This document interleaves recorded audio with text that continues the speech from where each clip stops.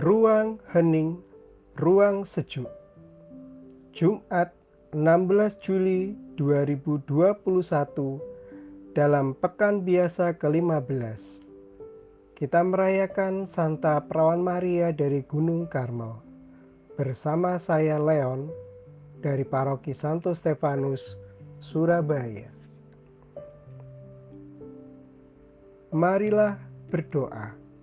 Dalam nama Bapa dan Putra dan Roh Kudus. Amin. Allah Bapa yang baik, kami bersyukur dan berterima kasih atas segala berkat dan anugerah yang boleh kami terima dan rasakan sampai pada hari ini.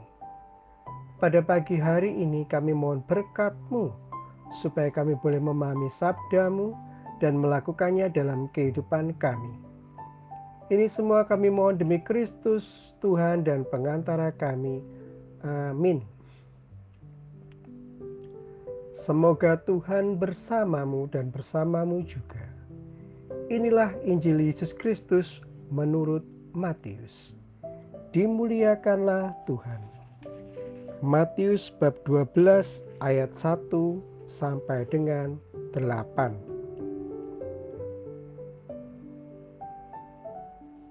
Pada suatu hari Sabat, Yesus dan murid-muridnya berjalan di ladang gandum.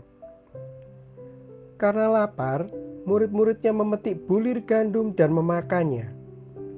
Melihat itu berkatalah orang-orang Farisi kepada Yesus, "Lihatlah, murid-muridmu berbuat sesuatu yang tidak diperbolehkan pada hari Sabat." Tetapi Yesus menjawab, "Tidakkah kalian baca apa yang dilakukan Daud ketika ia dan para pengikutnya lapar? Ia masuk ke dalam bait Allah dan mereka semua makan roti sajian yang tidak boleh dimakan kecuali oleh imam-imam. Atau tidakkah kalian baca dalam kitab Taurat bahwa pada hari-hari Sabat imam-imam melanggar hukum Sabat di dalam bait Allah namun tidak bersalah? Aku berkata kepadamu, di sini ada yang melebihi bait Allah. Seandainya kalian memahami maksud sabda ini, yang ku kehendaki ialah belas kasihan dan bukan persembahan. Tentu kalian tidak akan menghukum orang-orang yang tidak bersalah. Sebab Anak Manusia adalah Tuhan atas hari Sabat. Demikianlah Injil Tuhan. Terpujilah Kristus.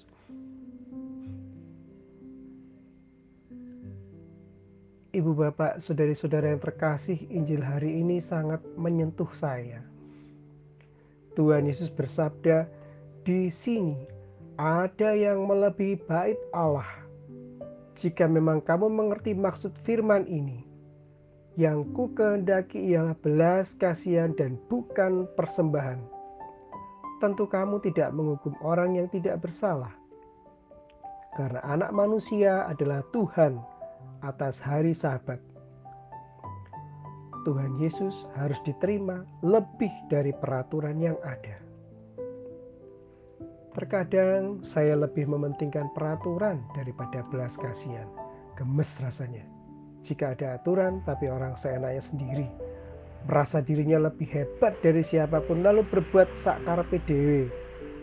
Lah, Injil hari ini mengingatkan saya bahwa Tuhanku lebih mengendaki belas kasihan dan bukan persembahan.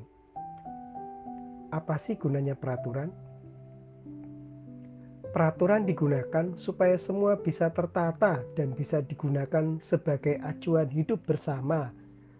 Dan untuk sebuah komunitas aturan dibuat supaya semua bisa berjalan dengan baik. Maka ada orang yang bertugas masing-masing sesuai dengan bagiannya. Si A, si B, si C, si D, apa segala macam ada semuanya. Siapa yang memegang aturan?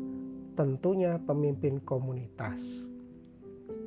Lalu apa yang saya dapatkan dari Injil hari ini? Sederhana.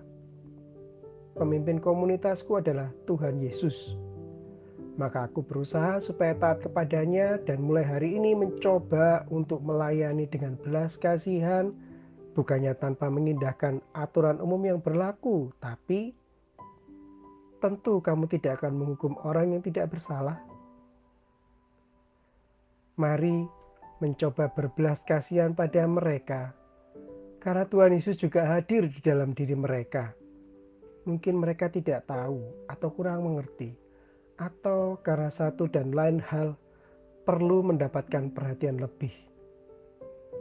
Semoga hari ini dan seterusnya kita berani berbelas kasihan pada semua orang. Marilah berdoa untuk kesehatan orang-orang yang pada hari-hari ini sedang menderita berbagai macam penyakit. Mari berdoa pula bagi beberapa orang yang saat ini merasa dirinya terhimpit, baik karena penyakit yang dideritanya atau karena hal-hal lainnya. Mari umat Stefanus, kita berdoa untuk renovasi gedung gereja Paroki Santo Stefanus. Semoga gereja itu bisa memberikan kelegaan bagi semua yang berdoa di sana dan memberikan kedamaian bagi yang berdoa di sana. Allah Bapa yang bertahta dalam kerajaan surga, puji syukur kami aturkan kehadirat-Mu atas semua berkat dan sabda-Mu hari ini. Semoga semua orang yang sakit boleh sembuh pada waktunya. Orang-orang yang terhimpit bisa segera mendapatkan kelegaan, dan semoga renovasi gedung gereja paroki kami berjalan lancar dan bisa menjadi sarana berkat dan kedamaian bagi mereka yang berdoa di sana. Semoga kami selalu berdoa dan mengucap syukur karena kami tahu bahwa Bapa akan memberikan hanya yang terbaik bagi kami masing-masing. Demi Kristus, Tuhan dan pengantara kami. Amin. Santo Stefanus, doakanlah kami. Kemuliaan kepada Bapa dan Putra dan Roh Kudus seperti pada permulaan, sekarang, selalu, dan sepanjang segala abad. Amin. Dalam nama Bapa dan Putra dan Roh Kudus. Amin.